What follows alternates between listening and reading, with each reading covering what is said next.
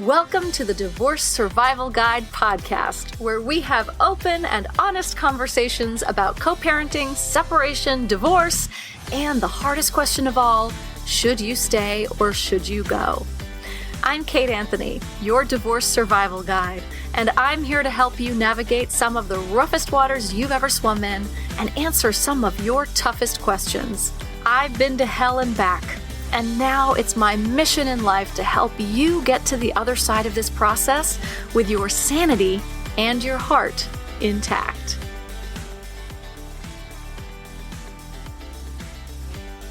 Hey everyone. Welcome back to another episode of the Divorce Survival Guide podcast. How's everyone doing? It is a happy week in my world. We've got the inauguration, or by the time you hear this, it will have happened. God help us. I hope it went off without a hitch. And then next week, you guys, it's my birthday. And I'm a fan of my birthday. I got to tell you, I'm always the one who's like, I throw my own parties. And this year was supposed to be like a really, really big deal. We were going to have a big ass party because I'm turning 50. That's right. We had this whole plan for this big party at my friend Lisa's house. There was going to be a DJ and dancing, and it was going to be epic. And here we are. Womp womp. We're having my birthday on Zoom. I don't even know. But here's what I did. Here's the deal, guys. Here's what I do. I texted 3 of my best friends and I was like, hey, y'all need to throw me a Zoom party. Figure it out. And they were like, on it. And here's the thing, guys. You need to have people in your life. Everyone needs people in their lives that you can call or text and be like, hey, you need to throw me a party. And they're like, fuck yeah, got it. Those are the people that you need in your life. Trust me, it's amazing. I don't know what they're planning, but I also know them and it's going to be fabulous. So it may not be like a dance party with a DJ, but it'll be fun nonetheless. Okay, so I have a great guest today. I'm bringing back my friend Gwynn Raimondi to talk about trauma bonds. Wah, wah. This is like one of the biggest conversations in my Facebook group. It's one of the huge conversation I have with my clients. It's just one of the biggest things that we tackle as we extricate ourselves from, certainly from toxic relationships. So it's really important to understand what they are, how they function, and how we can set the boundaries that need to be set in order to break free of them. And unfortunately for us, for those of us who are parents, we can't just go no contact, because that's really like, the most common antidote that you'll hear about is to go no contact, right? To cut off completely, go cold turkey.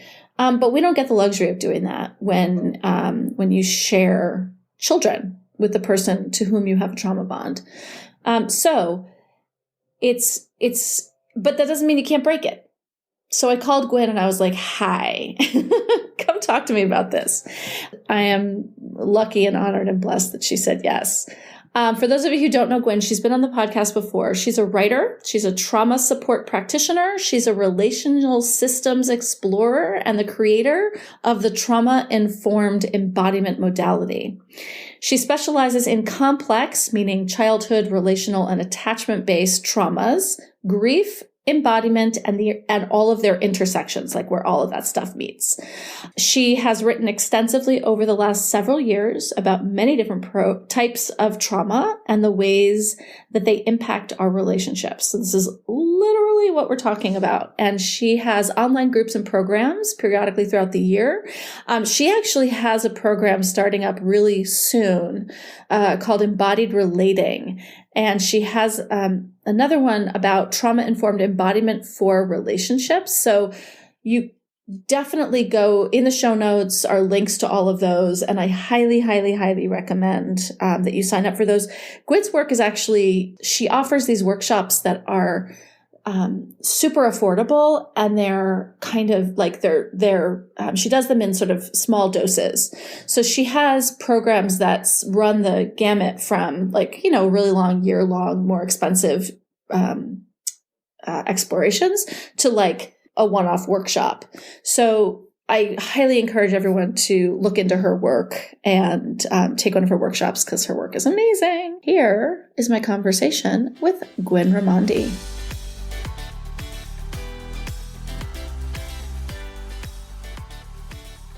Gwynn, thank you so much for coming back and having a conversation about trauma bonds. So important. Yes. Thank you for having me back. Yeah, really I adore you. I'm so happy to have this conversation with you in particular. So let's just dive in. Like, what's a trauma bond? We talk about this. I hear this all the time. And I want to get into the nitty gritty, like down and dirty about what trauma bonds are. Right. How do we recognize them? How do we break them? Yeah. So there's kind of two working definitions of trauma bonds right now. And the traditional definition is when we bond with an abuser. So abuse is happening and we bond through the abuse. You see this in intimate partner violence. You see this in child abuse, even when there's also an attachment piece that's involved. There's usually a power dynamic. All of that is part of it. So that's the traditional definition of trauma bond or trauma bonding. Right. And it's the victim who is doing the bonding to the abuser. The way the phrase is being used more now, or the way I'm hearing it being used more now in the dating world is the idea of, I've just met someone and now we're going to tell each other all of our deepest, darkest, most horrible things that ever happened to us. Yeah. Oh yeah, I have. And we're bonding through our trauma. Yes. So that's a thing that also happens. And so there's don't do it.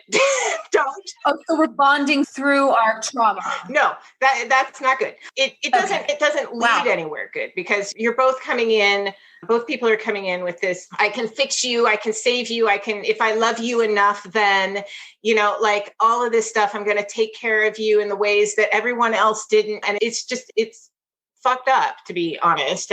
Let's not do that, everybody. Let's not do that. That's not a good idea. Yes, absolutely. Absolutely. And in the traditional definition, that bond grows over time, versus in the way I'm seeing this phrase used now is that the first couple of dates, we're like diving in to all of our stuff. And it's under the guise of being vulnerable or being honest or being open or trying to create intimacy and emotional intimacy. That's false intimacy. Yeah, that's false intimacy. It's totally false intimacy. And it just doesn't lead anywhere fabulous, because we're bonding through the dark things, which isn't, I don't think that, I do think that there is a time and a place in relationships when we can share our histories and we can share, like, this shit happened to me, but it's not in the first couple dates. And I would even argue it's not in the first few months, honestly. That's down the road kind of stuff. Absolutely. I 100% agree. Lordy, that's just like... That just blindsided me a little. I'm like, ooh, that sounds awful. Yeah. Here, you take a shit on me and then I'll take a shit on you. And then like now we're intimate. Ooh. Okay, but the other form of trauma bond, which is in a long-term abusive partnership. Right. How does it happen? What happens there? In any abusive relationship, what happens is, typically, our brains get wired when we're children, and our brains get wired dependent on the care that we receive from our primary caregivers. And we don't have to be abused by our primary caregivers to have our brains wired in such a way that we are attracted to abusers in the future. Like, we can have caregivers who just are misattuned to us. Like for what it, like they just, we could call it not emotionally available, but there's just a misattunement that they don't get us. We don't, and we're the kid, we're not supposed to get them, but they don't know how to care for us. So it doesn't have to look like abuse or extreme neglect for our brains to get wired in such a way that says harm equals love. Hurt equals love. Yeah, they're one and the same. If someone yells at me, that means they love me because my mom and dad always yelled at me, right? Or whatever the thing is. And then it can go even more extreme, as we all know in relationships. They hit me, that means they love me, that means they care. They, they yeah. They get inextricably tangled up when you're, yes. Yeah. So it's not just, it's like harm and love they're one. They become one thing. Yeah, it's the high. You're getting that dopamine hit, you're getting the endorphin hit, you're getting the serotonin hits, like you're getting all of that. And it literally does become addictive because our body likes those chemicals because they feel really fucking good.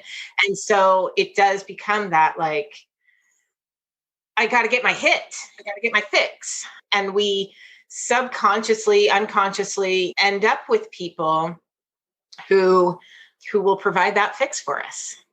Or they hit me, and then after the hitting is the apology and the love and the passion. I think like one of the greatest examples of a trauma bond that I've ever seen portrayed is in Big Little Lies with Nicole Kidman and her husband. And that sick, it's like the violence and all of that, and then the passion and the rage, and you become addicted to the passion because you think that's love. You think that, yeah, it is literally a high. Yes. And we, as you said, we confuse that high with, oh, this is love because I feel so good. This has to be love. And it's really, we're just high on dopamine. Really, that's all that's going on. We chase them. It's, the way that my ex-boyfriend with whom I had a trauma bond described our relationship was that it was the highest highs and the lowest lows. And that right there is a really big, giant, massive red flag because that's exactly it. It's the lowest lows, the depths of despair, the most awful pain, and then the highest high. And it's literally a high. We do it. Yeah. No bueno. It's almost this egocentric, narcissistic idea that we can fix other people. That if we love them enough, if we do the things enough, if we could just make them do that one thing, go to therapy, then everything would be better. Everything would be fixed then. And the reality is we can't change other people. We can't make them want to change. We can't make them do the work to change. We can't do it. Like we can never love someone enough. Exactly. And have that heal their trauma. There's the insidious thing where then they're in their apology or in their sort of coming up the other side of it. Then it's about their wounding, what made them that way. And it's about their attachment and all of that stuff. And then we think, if I could just heal this for him, then he wouldn't have to do this anymore. And I'm clearly the one who can do the healing because we wouldn't be here, blah, blah, blah. Talk about that. And there is truth in that we can only heal our trauma in relationship. We can't heal it in isolation. Like you can read all the self-help trauma books you want. And if you're not seeing a therapist or a counselor or a priest, or I don't care who the fuck the person is, like it doesn't really matter who it is. If you're not seeing someone who you can talk to and process this stuff with, it doesn't fucking matter. We can't do it by ourselves. It is also true that we only know what needs healing from our relationships, from our intimate relationships, because those are the ones that activate us and that poke at all those wounds, right? And so it is true that in some ways we do need to be in relationship, but it doesn't have to be sexual, romantic relationships. This can show up in our friendships too. It shows up with our relationships with our parents, with our kids, it shows up in any relationship we have. But it's not that the other person is then healing us. It's that the other person's pointing the arrow at, oh, you got some shit to work on there. Maybe you should go work on that over there.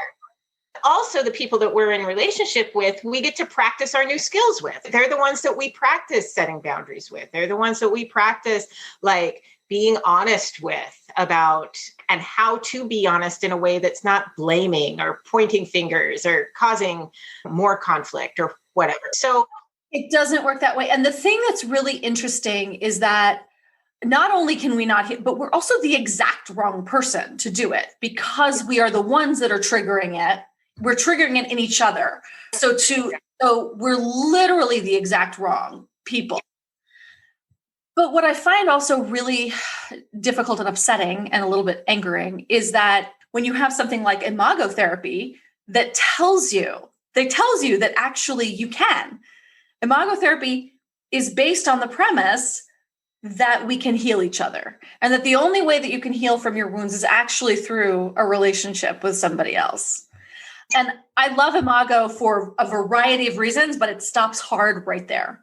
EFT, emotions focused therapy, does the same thing. It's attachment based also. And it does that same, like, we're slowing down the dance, it's really focused on the system and the cycle of the two people. And we're slowing that down.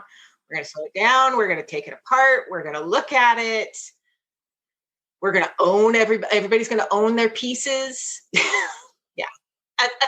First of all, therapists should not be accepting you as a couple unit if there is abuse involved.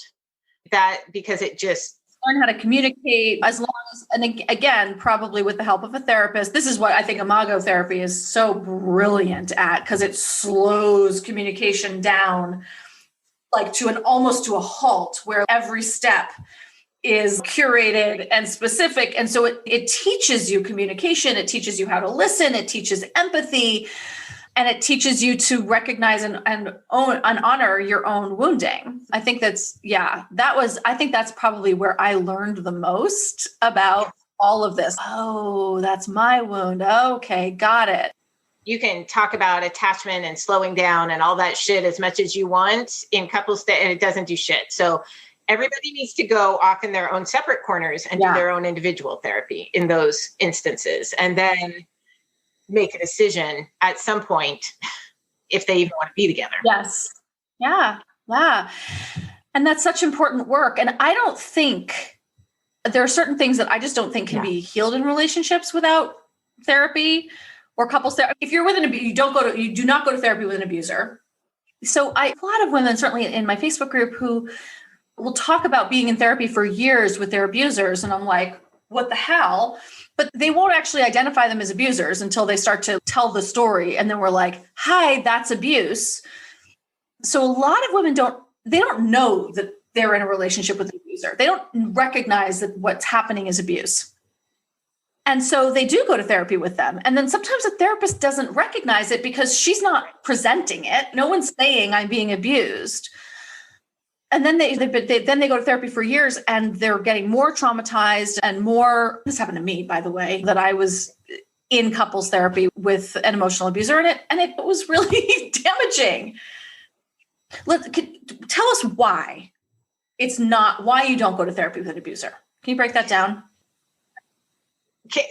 So we don't do that because there is the issue isn't with, there is a dynamic issue, but the dynamic issue isn't what's going to solve the relational issues. So in couples therapy, what we're doing is we're looking at the dynamic and we're looking at the relational system of the two people, and we're taking it apart and we're breaking it down. And like I said, and all versions of couples therapy do this. And I say, okay, this is your part. This is their part. This is the stuff you need to work on individually. And this is the stuff we can work on relationally. When there's abuse happening, that abuse takes precedence. It is dictating the relational dynamic, is basically what's happening.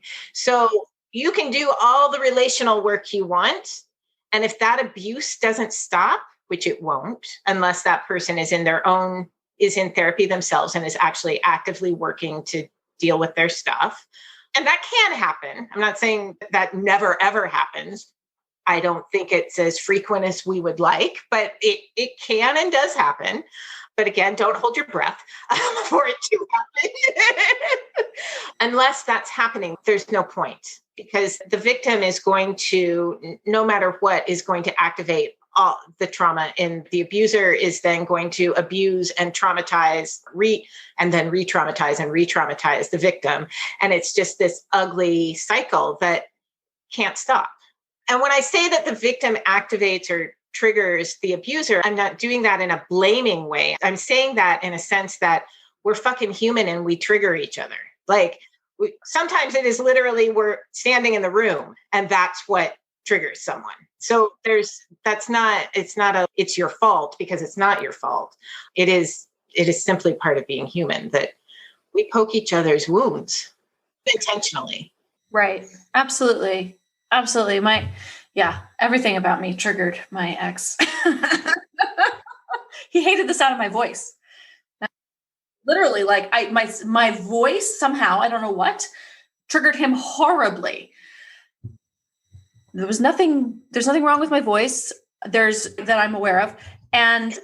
But man, that trigger was real for him. I don't know what the fuck he was doing with me, but that's exactly why he was with me. Oh my God. Okay, so back to trauma bonds, right? When we have this dynamic and we're addicted to it, but it's also killing us. It's also killing us. And we say, but I love him so much. I just can't quit him. But we also know at a certain point, after a while, the damage is starting to outweigh the dopamine high. But at that point, the dopamine, we are so fucking addicted to it. So how do we break it?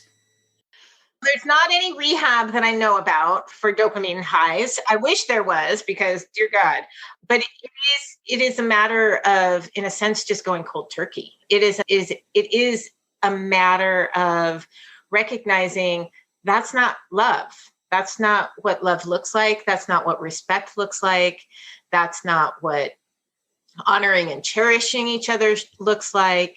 And so that passion piece, that there's a whole social and cultural piece to this too, right? Of we're supposed to have passionate relationships. I come from an Italian family and we are passionate fucking people and we're yelling all the goddamn time, but we don't abuse each other.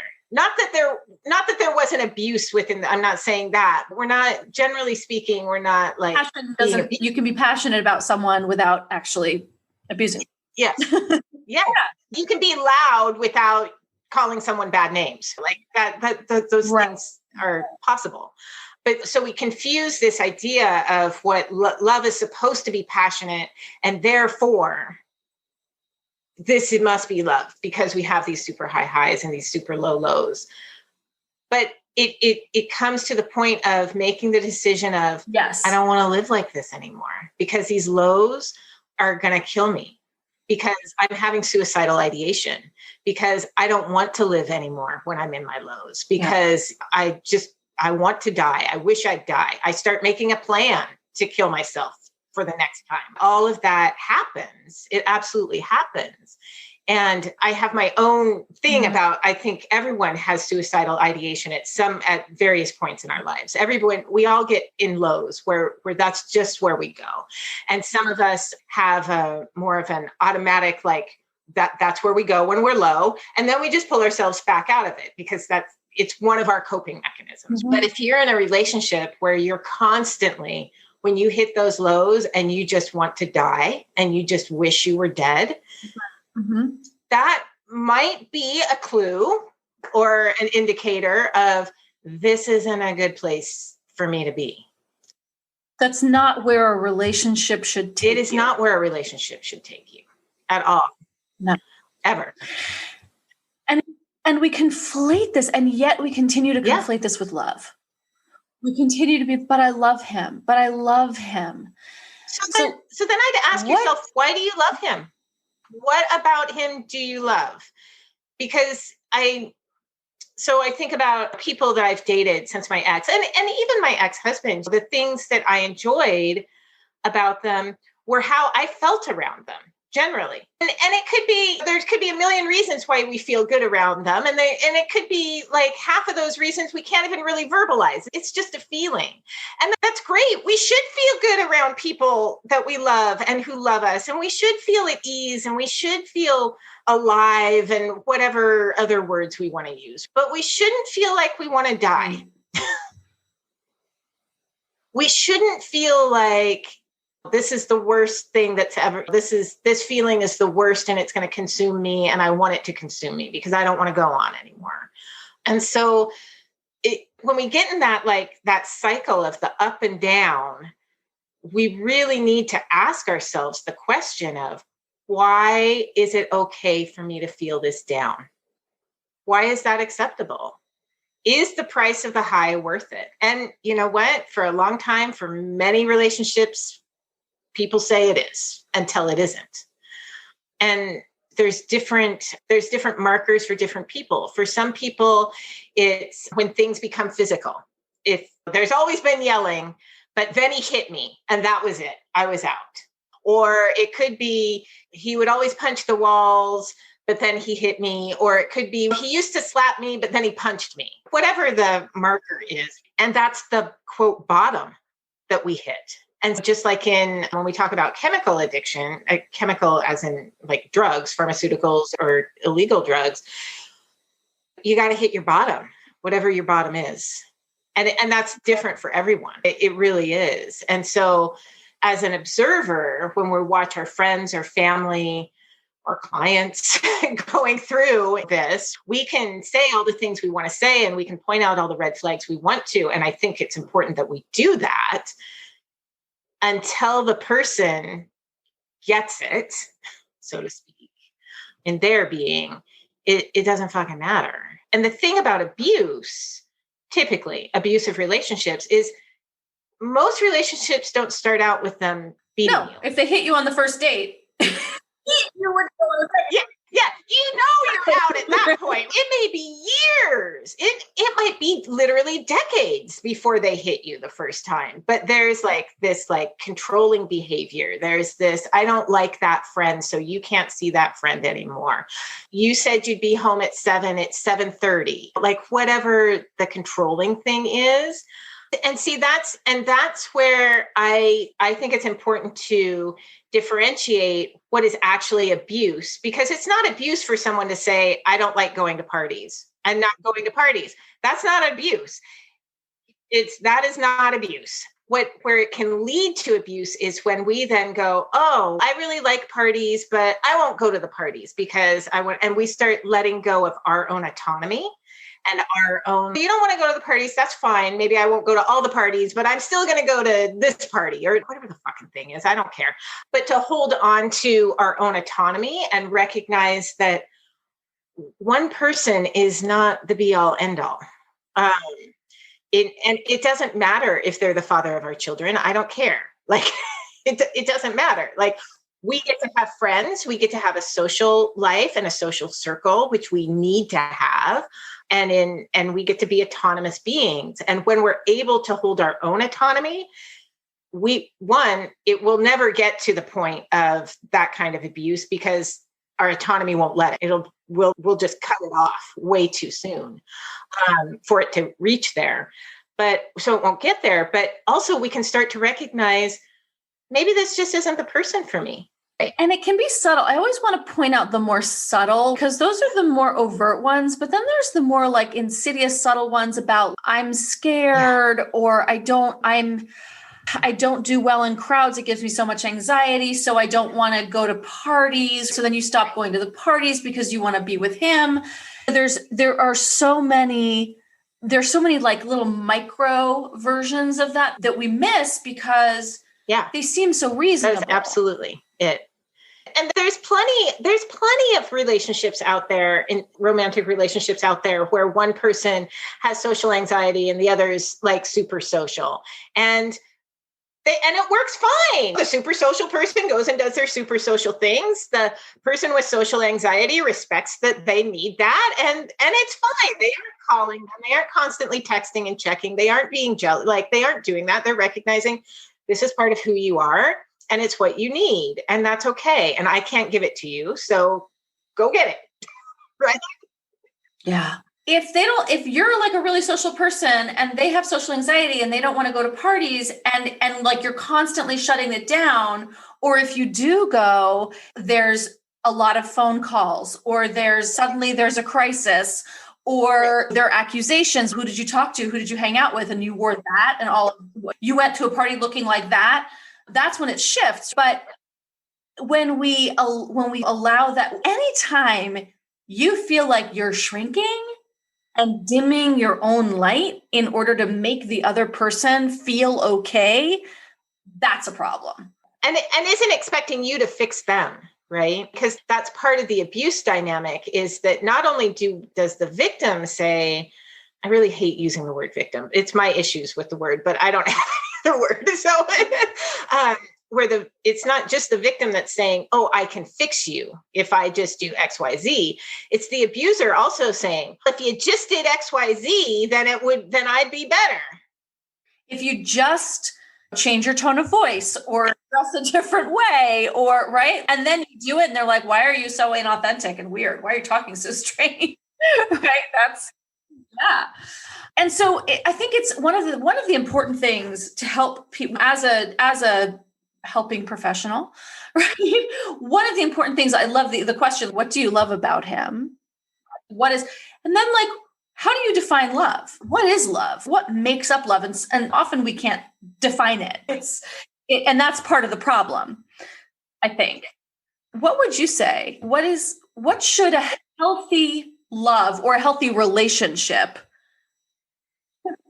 Tell me a healthy relationship. I don't fucking know.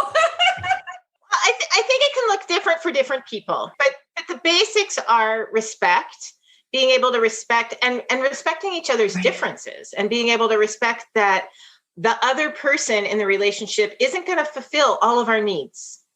And we aren't going to fulfill all of theirs either, which means that some of their needs are going to be met in other relationships. Now, that doesn't mean polyamorous non-monogamy, right? But it does mean friendships. It means family. It means work. It means whatever it means. It can mean non-monogamy, but it doesn't have to, right? Yeah. And that's okay. Yes. Right. Yes. Right. And that has to be consensual. Consensual, not like, I'm not monogamous, so I'm going to break our vows. And right. Yeah, that's not at all where I'm going. Yeah. No, I know it's not where you're going. But it comes up a lot. So I need to mention it. Yeah, that's just it.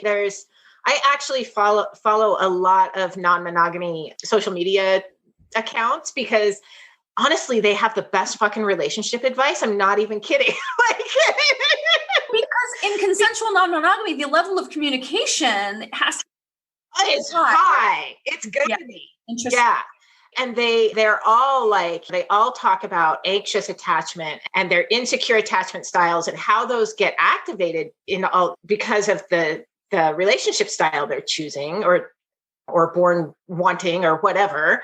And so they're pushed into a corner to deal with their shit in many ways. Whereas traditional monogamy, we're not as pushed into a corner in the same ways. I wish we were, but we're not.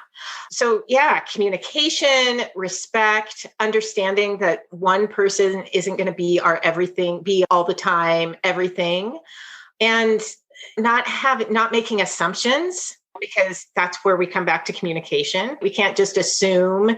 I think even in long-term monogamous relationships, we have to have this communication of, are we happy? What's happening right now? What do we have different needs? Have we grown in a certain way where we need something different? And it doesn't matter what the different thing is. I don't care, but that needs to be communicated. Because some people grow more social as they get older or less social as they get older. And so, right? Like, yeah. Please. For everyone listening at home, Gwynn and I the pandemic is really working out for us. Yeah, it's great. We're more introverted. We're like, woohoo, we don't get to see people. Yeah. Yeah. So being able to have that communication of growth and respecting each other's growth And I also think that there needs to be a sense of non-ownership and recognizing that I love this person and I love them even if they don't want to be with me. Because that is a big key, because we all grow, and we grow at different rates and different styles and different cycles. And sometimes people grow apart. They simply do. And I believe if we love someone, we love them regardless of whether or not we are going to be the one with them. And that we want their happiness is more important than whether or not we're together. 100%. And I always say, you want to know who someone is, break up with them. Because the way that they respond to being broken up with, whether that's a divorce or just a friendship, or dating, the way that they respond to that will tell you everything. Someone who loves you will say, you know what, this is devastating and heartbreaking and all of the things, and they'll cry and blah, blah, blah, but they'll say, I want you to be happy. And if I don't make you happy, then I release you. Someone who wants to control you and their entire worldview is about control as opposed to love, they will kick and scream. They'll try everything. They'll threaten suicide. They'll, threaten to take the kids. They'll anything in their power. One of the things that I think Rian too, Rian Lockard. Yeah. So one of the things that Rian always says, and she said it on my podcast before too, is that if you look at it through the lens of love and it doesn't quite add up, and then you shift the lens to you're saying to yourself over and over again, if he really loves me, why would he do all these things? And it doesn't make sense. But if you shift it to, if he was trying to control me, does everything now make sense? And that's all you need to know. Mm-hmm. And that's totally okay. Yeah. And it's also true. I think it's really, I think that's a great way to shift that question of, if he really loves me, why does he do X? Versus, well, if he's trying to control me, is this why he's doing X? Right? And to also recognize that sometimes the answer is, no, he's not controlling me. And the answer isn't even that he doesn't love me. It's just, we don't work together. And that's completely all right. I don't know. Some people need their other person to text them every day, for example. Like, I'll just throw that. That's a thing for some folks. And maybe you meet someone when you're dating and they're not a big texter. They're not going to text you every day. That doesn't mean they don't like you. It doesn't mean they don't care about you. It doesn't mean if you stay with them that they don't love you. It means they're not a fucking texter. And if it's that big of a deal for you that you need someone texting you every day, then they're not the person for you. And I thank you for saying that, because I say this all the time to my clients and people in my group that, like, it doesn't matter. It doesn't matter if he's actually a clinical narcissist or not. It doesn't matter if he's actually abusing you or not. Do you want to stay in this marriage exactly as it is today? Because this is it. And my guess is this is the way it's been for a long time. Is this what you want? And women are so afraid of being we've been taught for our entire lives and generations that we don't have agency, that we don't have choice. We don't have choice over what we do with our bodies. We don't have choice over what we do, what relationships we choose. So the idea that we can choose to get out, but if we're not happy, we can choose. Or they may express the way they love you in different ways. It might show up in different ways too. And so I don't want to negate that there's not abuse, because there's absolutely abuse out in the world. When there are abusive, I mean, you and I fucking know this, right? In our work, we see it all the goddamn time. There is abuse.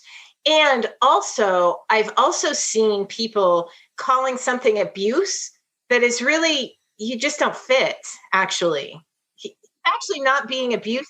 He's a dick. I'm not going to say he's not a dick, but he's not abusing you. And so What's the line? I don't know. I don't know that I can definitively say this is a line between abuse and just someone being a jerk. But I think that we need to be very discerning for ourselves also in those situations. And it doesn't matter at the end of the day if it's actually abuse or if they're just a jerk or if we just don't fit. If we're not happy, we're not happy. We can leave. That is an option in Western culture. That is an option here in the United States. Now, it's also true that's not true in all cultures. And that often people, even who move to the US, still struggle with that idea of, you mean, no, I can't. If I leave, I'll be put in jail. If I leave, these bad things will happen to me. And yeah, you'll be shot. I work with a lot of Persian women, and women from Arab cultures. And it's not just that even if they've been in the United States for most of their lives, it's the community. They'll be shunned from the community. And when that happens, it's an incredibly isolating thing because they really are shunned. And it's terribly difficult. And it, and can inform their choice for sure. Yeah. And so those are things to consider too for folks is that there are other pieces that are involved. And if you are of the world where, no, you could leave, you can leave. And in fact, your family would cheer if you did, right? As a general statement, in 2021, we do not have to stay married if we don't want to. The relationship doesn't work for us. And there's a whole separate piece when there's kids, of course, and needing to be able to co-parent and maintain a relationship with the person, an amicable relationship. But that's different from having to stay married to them. Absolutely. Okay, let's go back to the trauma bond thing because I want to make sure that we talk about like getting out, because we're speaking of having to co-parent and maintain a relationship. Right. Almost all of the information out there on the interwebs is that you have to go cold turkey, right? Like you said, you have to just go no contact and cut it off completely because every text and every communication just hooks you back in. How the fuck are you supposed to break a trauma bond with someone that you're married to and have children with? So there's all these wonderful little apps that you can use for your text communication. Fair, my favorite. Yeah. My favorite is Fair, Fayr, which is an amazing co-parenting app. Yes. Okay. Implement a co-parenting app for right. Sure. And do that as soon as you can, as quickly as possible. And have all communication through that app, because then that app is admissible into court. So if they start being abusive, you can take it to court and say, ah! And I've had clients do that where they come in and they're like, okay, I got the texts. I'm going to read them to you. And they're reading them for the first time. And we read them and we process and we talk and we do all the things. And I think that's important. Sometimes we can have a friend that we can do that with. Exactly. And the other thing about it is that you can control when you read the communications, right? So you're not getting notified over and over at random times. You can sit yourself down, have a bath, have a glass of wine, to get yourself in a mind space, or go to your therapist's office or on a coaching call and decide to read the communications in a safe place for you. Yeah. That's another way to do it. And finding a professional, be that a coach, therapist, counselor, someone that understands trauma, that is trauma informed and trauma aware. My recommendation is someone who does some type of somatic work, somatic therapy of some kind. And there's a million different modalities out. Well, I don't know if there's a million, but there's definitely at least dozens of modalities out there. So that you can learn your own self-regulation stuff, so that when you do get to the point, or if you ever get to the point of directly receiving texts from the person, you can look at them and go, oh, yep, they're being them again. And it just doesn't even faze you anymore. I also I have clients sometimes have all communication go to an email address that another friend someone else checks and only relays the vital information. Like Jimmy has a soccer game at 3:00 on Tuesday. That's all you need to know about what was in that 3-page email, right? Yeah.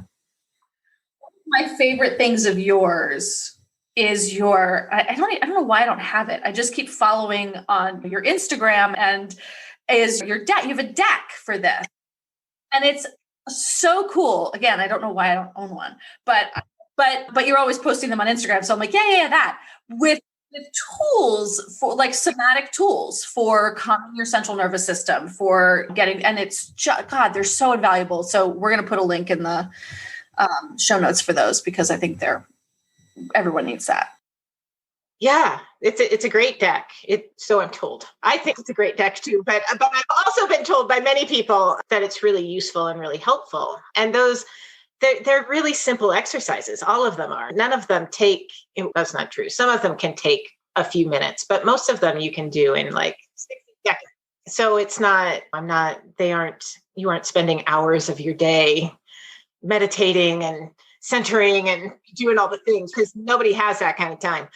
So quick. I sure as fuck don't. I mean, I don't know.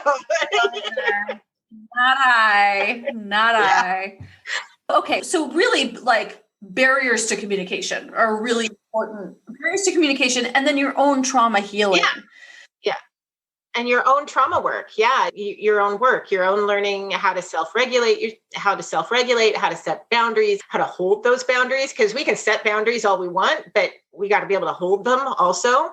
We have to actually hold them to it, you know. Preach, sister, preach. I set a boundary and then he didn't listen to it. That's not how it works. Yes. Right. Yeah, exactly. And especially if this boundary is something that's new, like it's going to be, when we look at systems theory, right? If you're adding something new to the system's going to take some time to figure out what the fuck it's supposed to do. Of course, when you first set a new boundary, the person's going to walk right over it because they're like, what the fuck is this? I don't know what this is. And so we need to work and say, no, I said blah, blah, blah. We actually have to, the design is we set the boundary and then they try to get past it. That's how it works. It does feel that way. And it's like anything that feels hard or big or overwhelming. Yeah. We do feel like we're going to be in it forever. Like it is never, ever going to end. But right. No, I said that. Yep, exactly.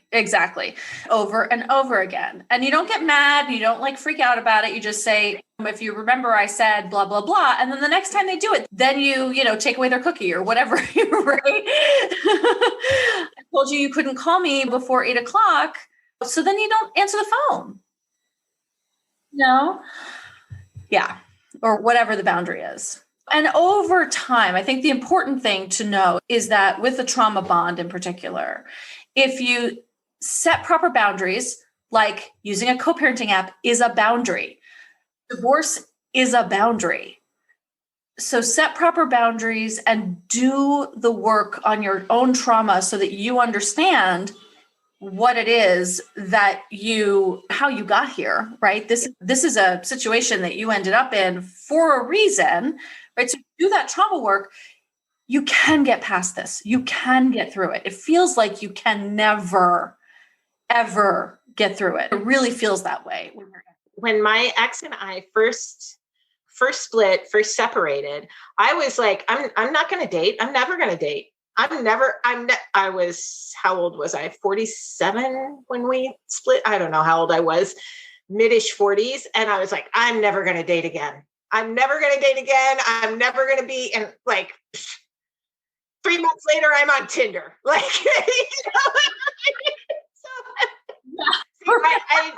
that's just not where I was. It's not where I was. And sure enough, I eventually met someone. I fell in love with him. We broke up. I've gone on. I've dated others. Am dating. Oh my God, I was 38. I was like, woohoo, let's go. I was 38 and hadn't had sex in 3 years. So I was like, let me at him. It can be devastating. And it is for a period of time. Absolutely, of course. And we do get through it and past it. We survive. Yeah. I got to tell you, my trauma bonded relationship, that was after my divorce. And that one, it took a really long time. It took a long time for me to heal. There were periods of time where I would, long after we'd broken up, and I would text my best friend and be like, I think he broke me. I really think he broke me. And she would say to me, I think so too, honey. I can't imagine how that couldn't have broken you. Like legitimately, but he didn't, because I'm stronger than that. And if you're listening to this and you are experiencing this, you are stronger than that too. And, Gwynn and I may be professionals, but we're also women who have been through this, and we're no different. We're literally no different from anyone else. We can do hard things. Is what we're saying. Absolutely. We all do hard things. Yeah. And thank you so much for coming back on. Thank you for having me. Where can everyone find you? You can find me on my website, GwynnRaimondi.com. And I'm on Instagram, Gwynn Raimondi. I'm on Facebook, Gwynn Raimondi. Pretty much just Google my name. I do have some group courses that are coming up. So there'll be like one a month-ish. And they're little 3-week groups. We'll be talking about different aspects of trauma and how it impacts our relationships and how to start unraveling that. Those will be throughout the year. And then I have the 1 6-month one that will start in March. Awesome. Yeah. And what's that one? That is called Trauma Informed Embodiment for Relationship. And so it's a more intensive of the 3-week ones so it's 6 months instead of the just mini things. Yeah. Oh, love it. That's great. That's going to be awesome. Okay. Make sure we have all the links for that. We'll put those in the show notes. And thank you, honey. Thanks for tuning in to another episode of the Divorce Survival Guide podcast. If you like what you hear, head on over to Apple Podcasts or wherever you listen in and leave me a review. And don't forget to follow me on Instagram at the Divorce Survival Guide. I'll see you next time. And until then, remember, you, my love, deserve to be happy.